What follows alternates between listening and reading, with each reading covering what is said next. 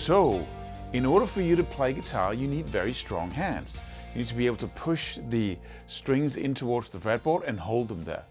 That's a very common misconception. If you're playing a guitar, and in this video I'm going to give you the whole story about this so we know exactly what to work on and what not to work on.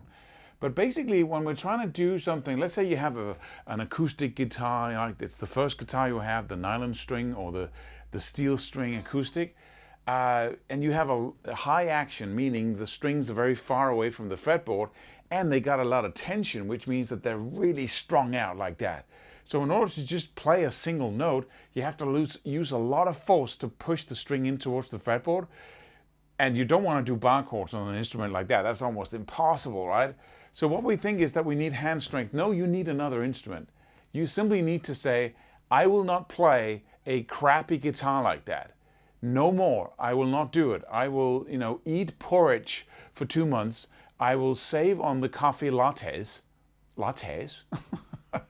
I will save on, wherever I can save to buy a decent instrument for myself that is easy to play.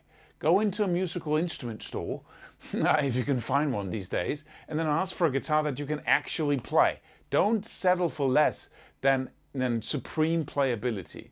I've been playing acoustics that were terrible to play. I've been playing acoustics that's almost as easy as an electric guitar. And if you're playing an electric guitar with super high action and strings with a lot of tension, very fat strings, and then I recommend that you stop that, right? Before you do, take your guitar, string it up with lighter strings, with lighter, softer strings. Then with a clean sound on your amp, you simply you do a clean chord, right, with those strings, and then you record yourself, just a clean chord with that, and then you record a clean chord with the fat strings you have. And then ask yourself, is that audible difference, it's very little, but is that difference in sound really worth struggling to play guitar? There are no beginners or intermediates that have any use for very, hard strung guitars with high action. Maybe if you play blues and you really love to play very slow single notes and that extra fatness from the strings is worth it, then by all means go ahead. But when you practice, that is simply idiotic because you're going to need a lot of force in order to push the strings down, so you can't practice that much. And it's just insane, right? But that's the only argument I really heard is the tone, man. I need high action, right? And I need fat strings because of the tone. But all the people that I heard say that were really too early in their development to make such a choice, right? Stevie Ray Vaughan, the great blues guitarist, used very fat strings, but then he tuned down 1/2 step to be able to bend those fat strings. So make it easy on yourself to play the guitar, to do whatever it is that you want to do, and just drop the notion that you need like really fat strings and really high action to get a decent sound. But secondly, when we're talking about hand strength, you really don't need it. If you have a good instrument to play, and you're doing legato, or you're doing, hammer-ons and pull-offs, you're doing alternate picking, right? Whenever that acidic feeling, like you're going for a run or you're working out in the gym and you can feel that muscle being tired, right? You go back and forth and it's almost cramping up. When you feel that when you're playing, that's not a signal for you to develop more hand strength or endurance. It's a signal to stop using so much force, right? Because we really go from force, using power, using muscular force, and being inaccurate to being accurate and precise with what we do. And then we don't have to use force anymore. So it's a misconception that we need to train our fingers, using tools to make them stronger, or that we need exercises to make them stronger. You don't need to make them stronger. I'm using less force when I play guitar than when I do most other tasks. It's more strenuous on my muscles in my fingers to drive a car or to, do garden work, right? This is light, this is easy, this is, and we don't need that very, strong left hand.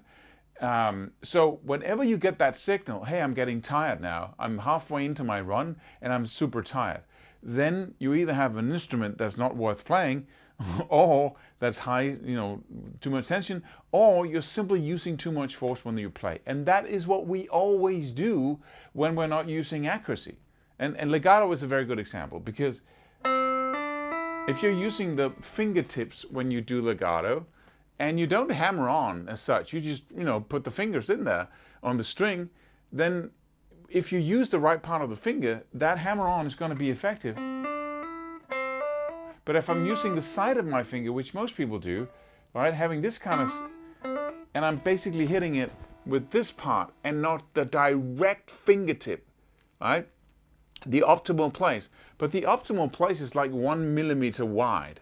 And so when you practice legato, you have to focus on accuracy and precision and not hammering on and pulling off like that. Because if you pull off with the fingertips that you just hammered on with, it's very loud. And you're using no force, and you can keep on doing that for hours, for the rest of the day, just constantly hammer-ons and pull-offs. It's like walking. We human beings are built for walking because we can keep doing that. We can do that all day, right? Your pulse doesn't get to any, you can just keep walking, man. It's effortless, right? And you're accurate and precise when you do so. When we start, getting the same reaction as if we're running with our fingers, like, or we're losing, that's because you're using more energy than you can replenish in the arm. So you're running out of energy. But that's absurd when you're playing guitar. It's so delicate, such small movement, right?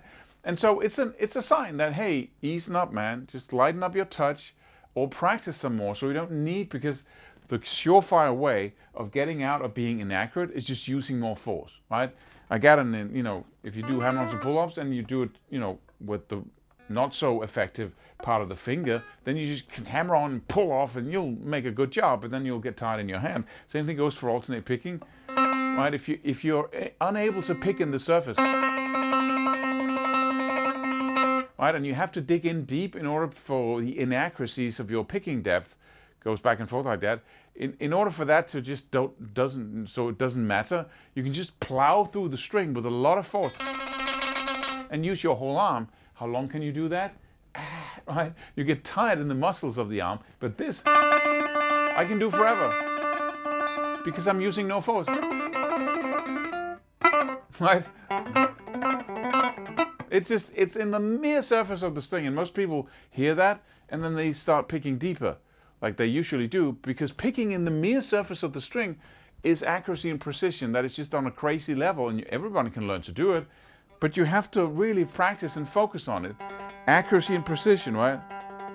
Once you do that, there's almost no resistance when you're picking, but then it's not very loud, Claus. Yes, it is, because I'm doing it fast, right? So I'm coming on fast to the string, but I'm only hitting it in the surface, so the volume is there when I pick fast.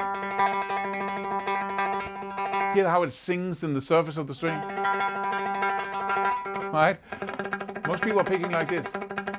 And then suddenly, the force you do or make becomes very important because you have to plow through the strings to a greater and greater degree. So, just a couple of examples of how when we feel that fatigue in our fingers, whether it be the right or the left hand, it's a signal that you need accuracy and precision, not more muscle. So I hope that was valuable to you. If it was, please subscribe. It helps grow the channel and make me do a lot more videos. So see you in one of the videos popping up on the screen here.